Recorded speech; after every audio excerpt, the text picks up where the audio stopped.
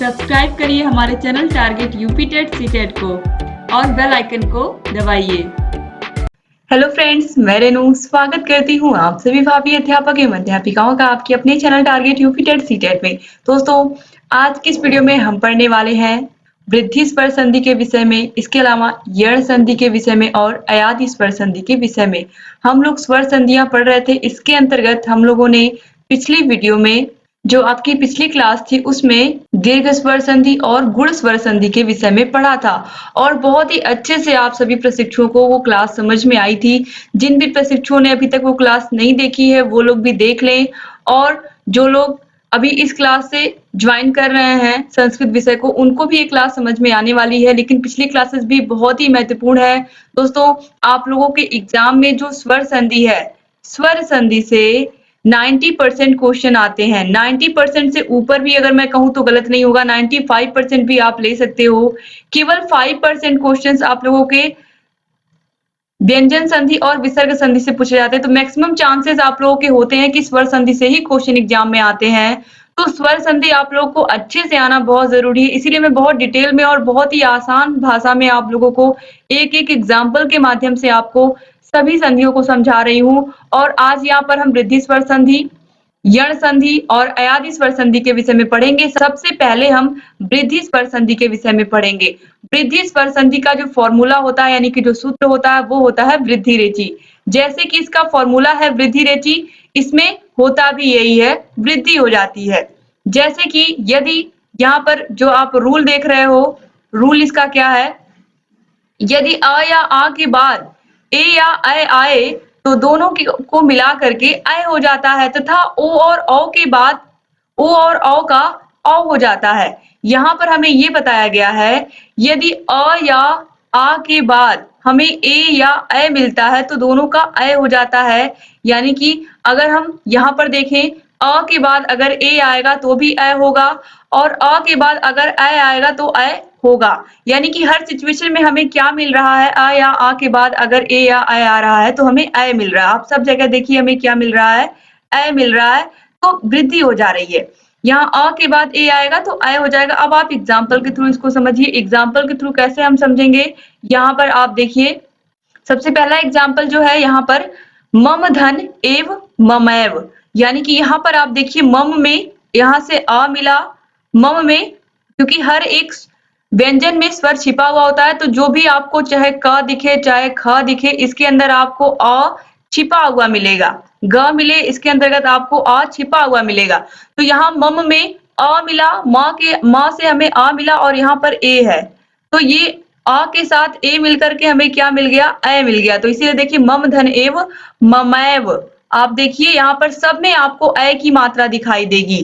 क्यों? क्योंकि अ या आ के बाद अगर ए या ऐ आएगा तो उसका ऐ हो जाएगा। सब जगह आपको ऐ ही मिलेगा। अब देखिए, एक धन एकम, एक एकम, ये बहुत इंपॉर्टेंट है। इसका संधि विच्छेद करने को पूछता है, एक एकम का संधि विच्छेद करिए।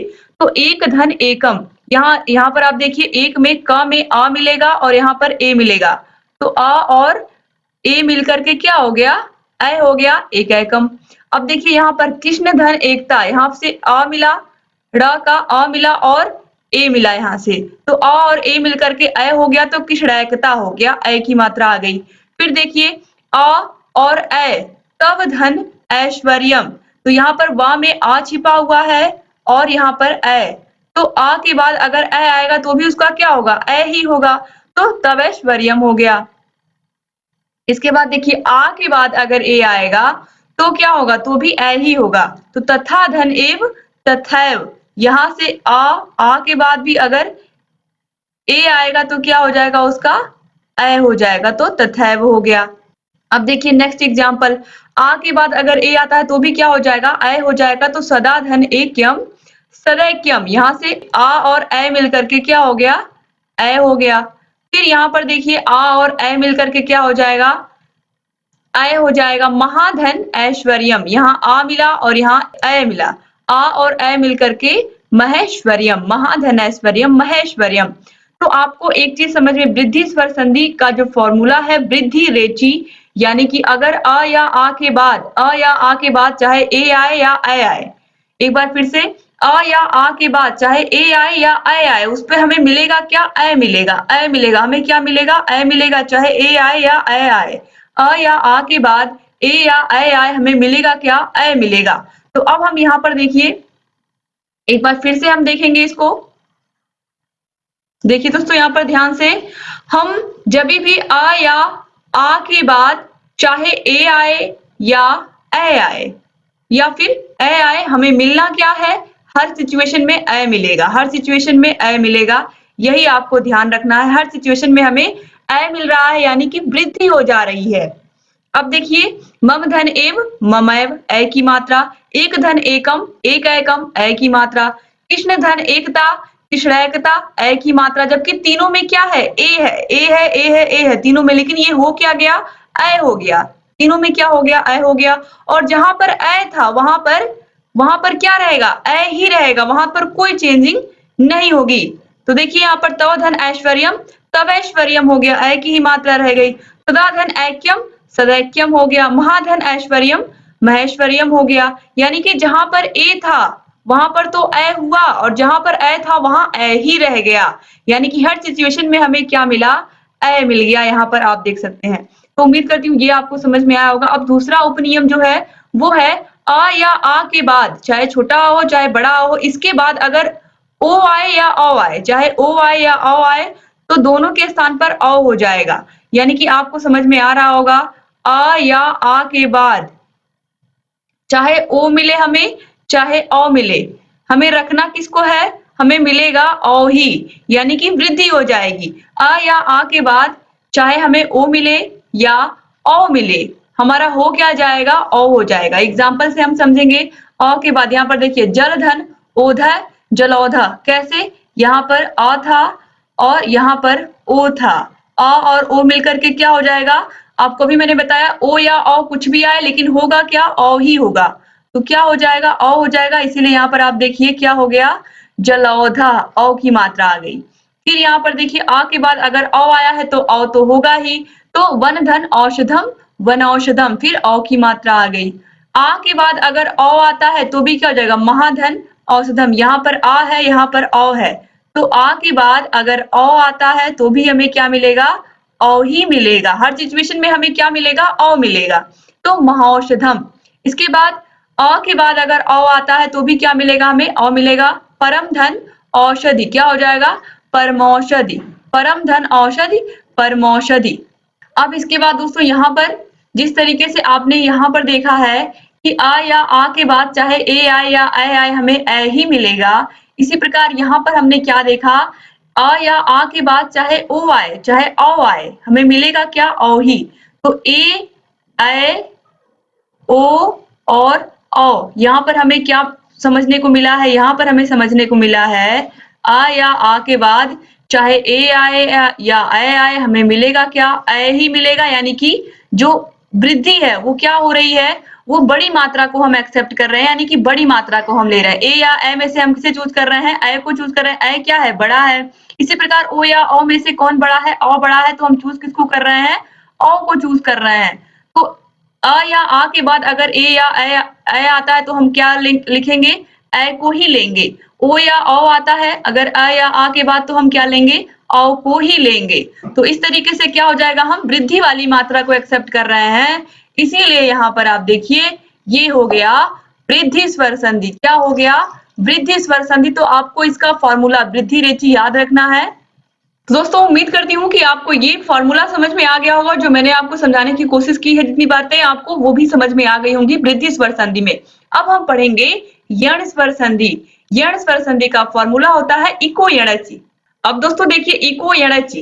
अब इस फॉर्मूले ने ही बता दिया कि ई का क्या हो जाता है? य हो जाता है। ई को य, ई का य हो जाता है। इस फॉर्मूले ने ही हमें बता दिया। अब देखिए, इसको बहुत ही आसानी से पहले आप नियम को समझ लीजिए। नियम में ही उपनियम छिपे हुए हैं। तो यदि ह्रस्व अथवा दीर्घ ई, उ, री के बाद कोई असमान स्वर आता है तो ई का य, उ का व, री का र और री का ल हो जाता है। दोस्तों, असमान स्वर का मतलब होता है कि ई के बाद चाहे छोटा आए चाहे बड़ा आ आए या फिर कोई भी स्वर आए, कोई भी स्वर आए ई के बाद, चाहे ए आए, चाहे ऐ आए, चाहे ओ आए, चाहे औ आए, उन सबके स्थान पर क्या हो जाएगा? ई का य हो जाएगा। ऊ का क्या हो जाएगा? इसी प्रकार ऊ के बाद चाहे छोटा आए, चाहे बड़ा आए, या फिर ए, ऐ, ओ, औ कुछ भी आए, कोई भी स्वर आए ऊ के बाद, तो वहाँ क्या हो जाएगा? आसमान स्वर। तो यहाँ पर हो जाएगा ऊ की जगह पर वा हो जाएगा। री की जगह पर क्या हो जाएगा? रा हो जाएगा, और री की जगह पर ला हो जाएगा। यानी कि री की जगह पे आधा रा और री की जगह पे आधा ला हो जाएगा। अब देखिए यहाँ पर एक-एक रूल को हम समझेंगे। यदि ई या ई के बाद कोई असमान स्वर आए तो ई का क्या हो जाएगा? ई का या ई का क्या हो जाएगा? य हो जाएगा। यानी कि चाहे छोटी ई हो या बड़ी ई हो, इन दोनों के बाद कोई भी असमान स्वर आता है, यानी कि ई के बाद चाहे छोटा आए, चाहे बड़ा आए, चाहे छोटा ऊ, बड़ा ऊ आए, या फिर ए आए, ऐ आए, ओ आए, औ आए, कुछ भी आए, तो ई या ई के स्थान पर हमें क्या मिलेगा? य मिलेगा। ई की जगह पर क्या मिलेगा? य मिलेगा, क्योंकि आपने फॉर्मूले में ही देखा है, यण स्वर संधि में ई का य हो जाता है। इको एच, ई का य हो जाता है। अगर इतना आप याद रखोगे ई का य, तो ऊ का व अपने आप आपको याद रहेगा। ई का य, ऊ का व हो जाता है। अब जब आप एग्जाम्पल देखोगे तो आपको और अच्छे से समझ में आएगा। देखिए यहाँ पर ई के साथ जब अ आता है तो क्या हो जाता है? य। कैसे? यदि धन अपि। यदि में यहाँ पर दा में आपको ई मिलेगा, दा पर ई की मात्रा है, ई हमें मिला, और यहाँ पर अ, ई के साथ अ जुड़ा तो क्या हो गया? य। तो ये क्या हो गया? यद्यपि। यद्यपि यहाँ पर आप देखिए य आ गया। इस तरीके से आपको किताब में लिखा हुआ मिलेगा, लेकिन वास्तविक रूप जो होता है यद्यपि, द आधा होता है। तो कोई भी अक्षर अगर हमें उसे आधा लिखना होता तो उसके नीचे हम क्या लगा देते हैं? हलंत लगा देते हैं। जैसे कि क हमें आधा लिखना तो क के नीचे हलंत लगा दिया। तो यहाँ पर द को आधा दर्शाना था तो मैंने क्या किया? यहाँ द के नीचे हलंत लगा दिया। इस तरीके से हम विद्यालय भी इस तरीके से हम लिख सकते हैं। इस तरीके से आप विद्यालय को भी ऐसे लिख सकते हैं। ठीक है? विद्यालय द के नीचे हलंत लगा करके, या फिर मोस्टली आपको इस तरीके से देखने को मिलेगा विद्यालय। तो ये जो होता है ये शुद्ध रूप होता है। ये जो बिल्कुल आप इसमें क्लियरली जान पाते हो कौन सा जो शब्द है वो आधा लिखा हुआ है। इसी तरीके से इसीलिए मैंने यहाँ पर इसको कोष्टक में लिखा हुआ है। यद्यपि को आपको एग्जाम में इस तरीके से ही देखने को मिलेगा, या फिर किताब में देखने को मिलेगा, लेकिन वास्तव में यहाँ पर एग्जाम्पल में मुझे समझाना था, इसीलिए मैंने यहाँ पर इस तरीके से इसको लिखा हुआ है। तो देखिए यदि धन अपि यद्यपि, यदि धन अपि, यहाँ पर हमने ई लिया, यदि से ई लिया, और अ यहाँ से लिया अपि से, और ये हो गया य, तो यद्यपि। इसके बाद देखिए दधि धन अत्र, दधि धन अत्र, तो दधि में धा में ई की मात्रा, ई और अ मिलकर के क्या हो गया? ई और अ मिलके य हो गया, तो दध्यत्र। फिर उसके बाद देखिए ई और अ मिलकर के यहाँ पर क्या हो जाएगा? य। कैसे? प्रतिधन अक्ष प्रत्यक्ष, यहाँ भी आपको य दिख रहा होगा। ई का क्या हो जा रहा है? य हो जा रहा है। जब भी ई के बाद कोई भी असमान स्वर आ रहा है उसकी जगह पर क्या हो जा रहा है? य हो जा रहा है। फिर देखिए इति धन आदि इत्यादि, ई के बाद अगर आ रहा है तो क्या हो जा रहा है? ध्यान से देखिएगा। यहाँ पर आपने देखा जब ई के बाद अ आया तो या हुआ, यहाँ पर भी हो रहा है। लेकिन ई के बाद जब आ आया तो य तो हुआ, लेकिन य के साथ वो अपनी मात्रा भी लेकर के आया। कौन? आ। तो यहाँ पर क्या हो गया? जब ई के बाद अ आया तो य हुआ, जब ई के बाद आ आया तो क्या हो गया? या हो गया। तो आपको समझ में आया होगा कि अब जो स्वर आएगा वो अपनी मात्रा भी लेकर के आएगा। जैसे ई के बाद कोई भी असमान स्वर आएगा तो य तो आएगा ही, लेकिन वो अपनी मात्रा भी लेके आएगा। तो ई के बाद अगर आ आया तो या हो गया। इस तरीके से तो यहाँ पर आप देखिए अगर ई के बाद य आएगा, ई के बाद अगर ओ आएगा तो क्या हो जाएगा? यो हो जाएगा। ई के बाद अगर ओ आएगा, इस तरीके से यहाँ पर मैं कहना चाह रही हूँ आप लोगों से कि ई के बाद अगर ओ आता है तो क्या हो जाएगा? यो हो जाएगा। अगर ई के बाद औ आता है तो क्या हो जाएगा? ई के बाद अगर औ आता है तो हो जाएगा यो। इस तरीके से, ठीक है, यानी कि जो भी स्वर आएगा वो अपनी मात्रा भी लेकर के आएगा। तो यहाँ पर अभी फिलहाल यहाँ पर इस तरीके का आपको एग्जाम्पल नहीं देखने को मिल रहा है इस पेज में। तो यहाँ पर आप देखिए, तो इति धन आदि इत्यादि, यहाँ पर देखिए या पर आ की मात्रा आ गई। क्यों? क्योंकि यहाँ पर ई के बाद जब आ आया तो क्या हो गया? या हो गया। यह तो आएगा ही हर हाल में अगर ई के बाद कोई भी असमान स्वर आता है, लेकिन साथ ही वो अपनी मात्रा भी लेकर के आएगा। अब देखिए ई के बाद अ आया तो यह हो गया। अति धन अधिक, क्या हो गया? अत्यधिक। फिर ई के बाद अ आया तो यह हो गया। इति धन अपि इत्यपि। इसके बाद देखिए ई धन अ, यह हो गया। अति धन अंत, अत्यंत। फिर यहाँ पर देखिए यह आ गया। फिर ई के बाद आ आया तो या हुआ कैसे, इति धन आह इत्याह। यहाँ पर छोटी ई और यहाँ पर आ, छोटी ई और आ मिलकर के क्या हो गया, या हो गया, तो इत्याह हो गया। फिर देखिए छोटी ई और आ मिलकर के या हुआ, प्रतिधन आघात क्या हो गया, प्रत्याघात हो गया। इसके बाद हम अगले एग्जाम्पल देखेंगे। यहाँ पर देखिए जो मैंने भी आपको समझाया है कि देखिए बड़ी ई के बाद यहाँ पर ओ आया तो क्या हो गया, यो हो गया। कैसे, क्योंकि ई या ई के बाद जो भी आसमान स्वर आएगा वहां पर ई का य तो होगा ही, लेकिन जो स्वर उसके साथ आएगा उसकी मात्रा उस पर लग जाएगी। तो ई के बाद ओ आया तो यो हो गया। देखिए नदी धन ओघ नद्योगा, या इस तरीके से आपको देखने को मिलेगा किताबों में। और शुद्ध रूप से इस तरीके से आपको समझने के लिए मैंने यहाँ पर लिखा है कि ई का क्या हो गया है, या हो गया है, और जो मात्रा यहाँ पर मिली है ओ की वो या पर लग गई है।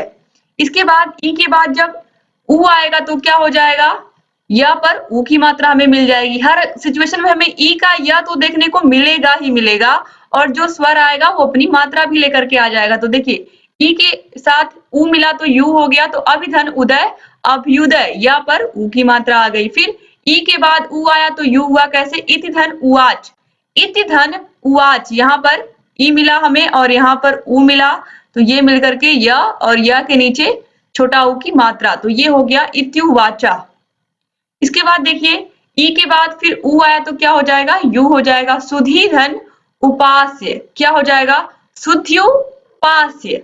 ये यहाँ पर देखिए ई के बाद ऊ आया तो या तो होना ही था, लेकिन ऊ की मात्रा भी साथ में आ गई, तो यहाँ पर इस तरीके से शुद्ध्युपास्य, ये शुद्ध यहाँ पर पूरा कंप्लीट शब्द बन गया। इसके बाद देखिए ई के बाद जब ए आएगा तो क्या हो जाएगा, ये हो जाएगा। जैसे कि प्रतिधन एकम प्रत्येकम, बहुत इंपॉर्टेंट है ये, प्रतिधन एकम प्रत्येकम। तो यहाँ पर ई के बाद क्या आया, ए आया, और ए के साथ ये मात्रा यहाँ पर ये की ए की मात्रा यहाँ पर या पर चढ़ गई। तो इस तरीके से यहाँ पर जो हमने सीखा वो सीखा कि ई के बाद कोई भी असमान स्वर आएगा तो उसका ई का य होगा और उस स्वर की मात्रा भी लग जाएगी। अगर ई के बाद आ आता है तो य हो गया, ई के बाद आ आएगा तो या हो जाएगा, ई के बाद अगर ओ आएगा तो यो हो जाएगा, ई के बाद अगर ऊ आएगा तो यू हो जाएगा।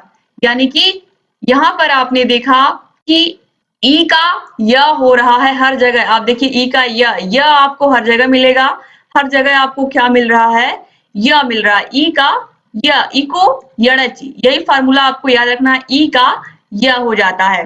तो इस तरीके से आपने एक चीज और आपने नोटिस नहीं की दोस्तों, अब मैं आपको बता रही हूँ, और ये आपको कहाँ पर मिलेगा, ये आपको देखने को मिलेगा।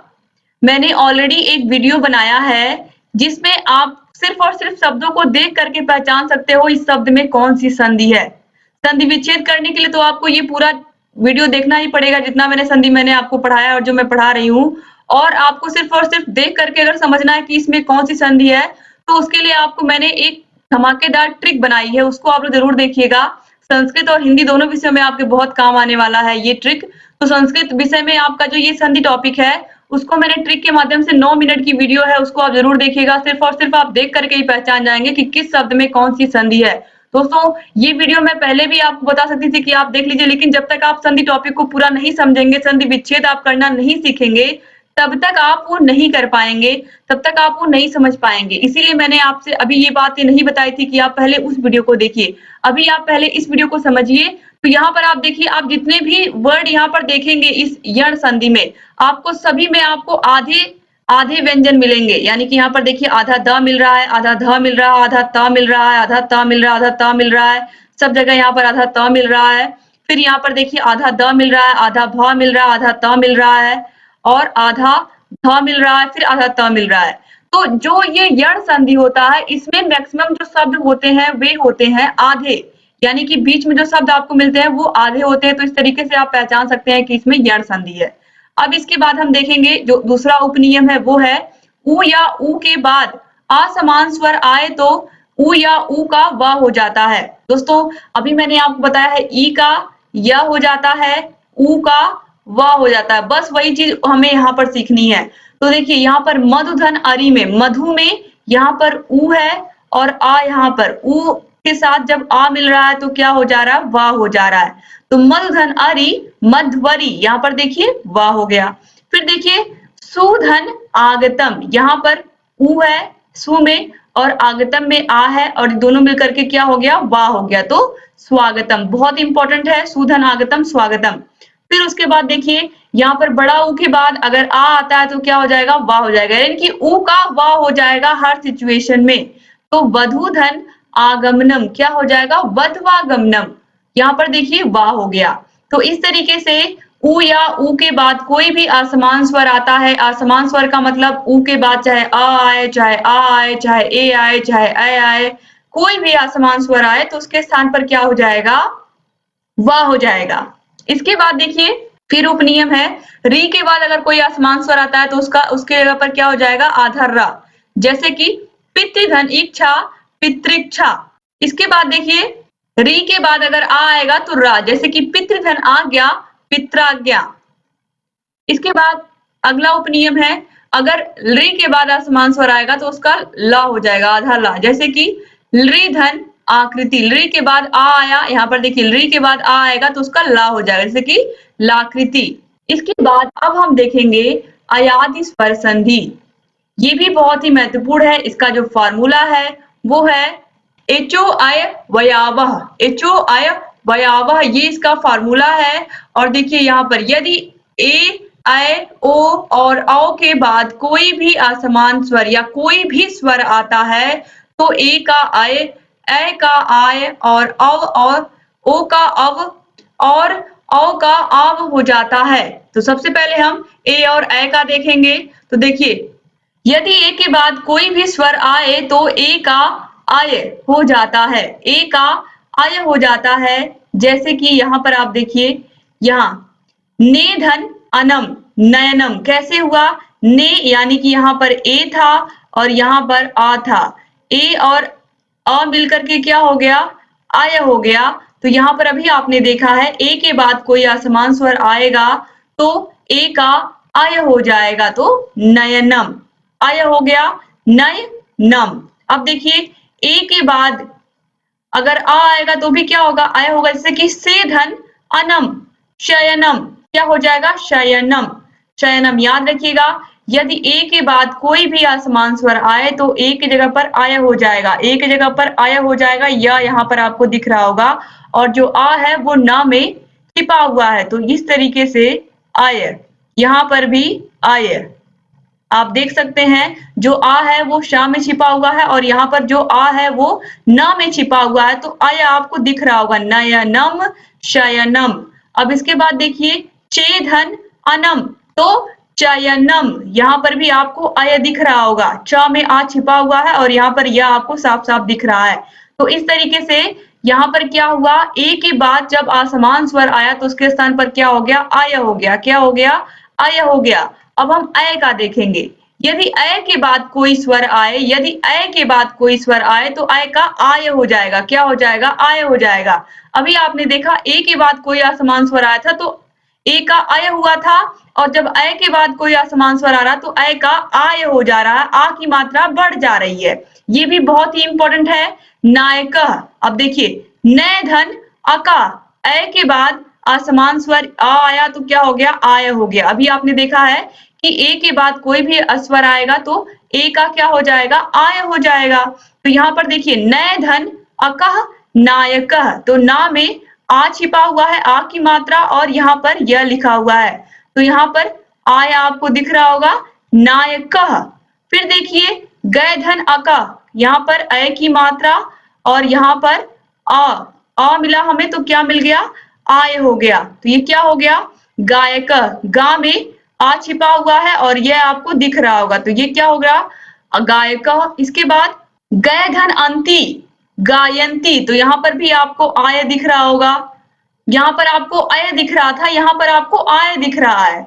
इसके बाद देखिए स धन अका, अय और अ मिलकर के क्या हो गया, आय हो गया, तो स धन अका सायक। तो इस तरीके से ए या ऐ के बाद जब कोई भी असमान स्वर आता है या कोई भी स्वर आता है तो ए का आय और अय का आय हो जाता है। ये सब एग्जाम्पल बहुत ही महत्वपूर्ण है। नैनम, शैनम, चैनम, नायका, गायका बहुत बार एग्जाम में पूछा गया है, क्योंकि बच्चे कंफ्यूज होते हैं तो ऐसे एग्जाम्पल पूछता है। आपको मैंने ध्यान से समझा दिया है, आप लोग अच्छे से इस पर प्रैक्टिस कर लीजिएगा। अब इसके बाद देखिए जो अगले रूल है वो क्या है। यदि ओ के बाद कोई स्वर आए तो ओ का अव हो जाता है। ओ का क्या हो जाएगा? ओ का अव हो जाएगा। तो देखिए ओ के बाद ई आया तो क्या हो गया? अवि। जैसे कि पोधन इत्र पवित्र, पोधन इत्र पवित्र भी बहुत बार एग्जाम में पूछा गया है, मोस्ट इंपॉर्टेंट है। पोधन इत्र पवित्र, यहाँ पर क्या हो गया? पा में आ छिपा हुआ है और यहाँ पर वाह है, तो ये क्या हो गया? अव मिल गया आपको। तो इस तरीके से ओ के बाद कोई असमान स्वर आएगा तो उसका अव हो जाएगा। इसके बाद देखिए अगला उपनियम है, औ के बाद अगर कोई असमान स्वर आएगा तो उसका आव हो जाएगा। जैसे कि यहाँ पर आपने देखा ए के बाद कोई असमान स्वर आया तो उसका अय हो गया, अय के बाद कोई असमान स्वर आया तो आय हो गया। इसी प्रकार ओ के बाद कोई असमान स्वर आया तो अव हो गया, और औ के बाद कोई असमान स्वर आया तो आव हो गया। तो इस तरीके से पौधनक पावक, पावका भी मोस्ट इंपॉर्टेंट है दोस्तों। पवित्र और पावका और नायका, गायका ये सब बहुत ही इंपॉर्टेंट है। ये जो आप लोगों का अयादि स्वर संधि है, ये इसमें से बहुत ही, इसमें शब्द बहुत कम बनते हैं, लेकिन जो बनते हैं वो एग्जाम के लिए बहुत महत्वपूर्ण होते हैं। तो यहाँ पर आज आप लोगों ने स्वर संधि को पूरा पढ़ लिया, खत्म कर लिया इस वीडियो में। उम्मीद करती हूँ कि आपको सारे एग्जाम्पल समझ में आए होंगे और आप लोग बढ़िया से प्रैक्टिस करेंगे। और जहाँ कहीं भी कोई भी चीज कहीं पर भी आपको दिक्कत कर रही है आप मुझसे बताएंगे। आज भी मैंने पूरी कोशिश की है कि आपको सारी बातें समझ में आई हो। दोस्तों इससे पहले की वीडियो अगर आपने नहीं देखी है तो यहाँ आई बटन पर क्लिक करके आप सभी वीडियोस को देख सकते हैं। और आपके थर्ड सेमेस्टर का फर्स्ट पेपर मैंने पूरा पढ़ा के खत्म कर दिया है, पूरा नोट्स बनवा दिया है आप लोगों का। तो आप लोग उसको देखिए। फर्स्ट पेपर जिन्होंने अभी तक नहीं पढ़ा है वो लोग भी पढ़े, बहुत ही इंपॉर्टेंट है। आपका 50 नंबर का पेपर है फर्स्ट पेपर। सेकंड पेपर समावेशी शिक्षा भी पूरा पढ़ा के खत्म कर दिया है। तो शैक्षिक मूल्यांकन और समावेशी शिक्षा दोनों की ही लिंक आपको डिस्क्रिप्शन बॉक्स और कमेंट बॉक्स में मिल जाएगी। और सिर्फ इन्हीं दोनों की नहीं, साइंस विषय भी मैंने पढ़ा के खत्म कर दिया है। साइंस की भी लिंक आपको देखने को मिल जाएगी, कमेंट बॉक्स में भी, डिस्क्रिप्शन बॉक्स में भी, यहाँ आई बटन पर भी मिल जाएगी। और हिंदी विषय भी पढ़ा के खत्म कर दिया है हम लोगों ने, तो हिंदी विषय की भी लिंक आपको मिल जाएगी। इसके अलावा आप लोग की संस्कृत क्लासेस रेगुलर चली रही हैं। आप लोगों के मैथ की क्लास और साइंस और कंप्यूटर की क्लास भी जल्दी स्टार्ट होने वाली है। एसएसटी की क्लास भी चल रही है। आप सभी विषयों को देखिए, पढ़िए और आपकी बेस्ट से बेस्ट तैयारी कराना हमारी जिम्मेदारी है। हम आपको बेस्ट से बेस्ट कंटेंट देंगे। बस आप दोस्तों चैनल से ऐसे ही बने रहिए। और अगर अभी तक आपने चैनल को सब्सक्राइब नहीं किया है तो प्लीज सब्सक्राइब कर दीजिए और घंटी के निशान को भी प्रेस कर दीजिए, ताकि हम जो भी नई वीडियोस बनाते हैं उन सभी का नोटिफिकेशन आप लोगों के पास समय से जाए और आप बिना मिस किए इन सभी वीडियोस को देखते रहें। डिस्क्रिप्शन बॉक्स, कमेंट बॉक्स में सभी विषयों की लिंक मिल जाएगी। और अगर आपको सभी विषयों की पीडीएफ चाहिए तो पीडीएफ के लिए आपको ज्वाइन बटन को क्लिक करके ज्वाइन करना होगा। चैनल को ज्वाइन कैसे करना है इसके बारे में हम आपको पूरा डिटेल में बताएंगे। जब आप ज्वाइन बटन पर जाएंगे तो वहां पर आपको पूरी जानकारी मिलेगी। फिर भी अगर आपको नहीं समझ में आ रहा तो आप कमेंट बॉक्स में कमेंट करके बता सकते हैं। आपको सभी विषयों की हम पीडीएफ भी देंगे और व्यक्तिगत रूप से आपकी सभी समस्याओं का समाधान भी करेंगे। दोस्तों अगर वीडियो को अभी तक आपने कॉलेज के ग्रुप में शेयर नहीं किया तो अपने कॉलेज के ग्रुप में जरूर शेयर कर दें, अपने फ्रेंड्स को भी, जिससे जो मेहनत मैं कर रही हूँ आप लोगों के लिए वो मेहनत सार्थक हो। इतनी मेहनत सिर्फ और सिर्फ आप लोगों के लिए मैं कर रही हूँ, लिख करके आप लोगों के लिए वीडियोस बना रही हूँ। तो आप में से हर एक प्रशिक्षक तक पहुंचे और वो संस्कृत में अच्छा स्कोर करे, इसलिए मैं इतनी मेहनत कर रही हूँ। तो प्लीज दोस्तों अपने फ्रेंड्स को भी शेयर करना आप लोग बिल्कुल मत भूलिए। जहां भी आपको लगे कि इस वीडियो की जरूरत है वहां पर प्लीज इस वीडियो को शेयर कर दें, ताकि अधिक से अधिक प्रशिक्षुओं को ये टॉपिक समझ में आए। और ये जो टॉपिक है संधि, ये बहुत ही महत्वपूर्ण है आप लोग के एग्जाम की दृष्टि से। मैंने बता दिया है यूपी टेट, सुपर टेट की दृष्टि से, सीटेट की दृष्टि से, सभी की दृष्टि से बहुत महत्वपूर्ण टॉपिक है संधि टॉपिक। तो आप सभी लोग अच्छा स्कोर करें एग्जाम में, इसीलिए मैं पढ़ा रही हूँ। तो आप लोग प्लीज वीडियो को शेयर करना ना भूलें। तो दोस्तों उम्मीद करती हूँ आज की क्लास भी आपको समझ में आई होगी। वीडियो कैसा लगा आप लोग जरूर बताइएगा। तो दोस्तों मिलते हैं नेक्स्ट वीडियो में, तब तक अपना ख्याल रखिएगा, अपने परिवार का ख्याल रखिएगा और हमारे चैनल से ऐसे ही बने रहिएगा। जय हिंद दोस्तों।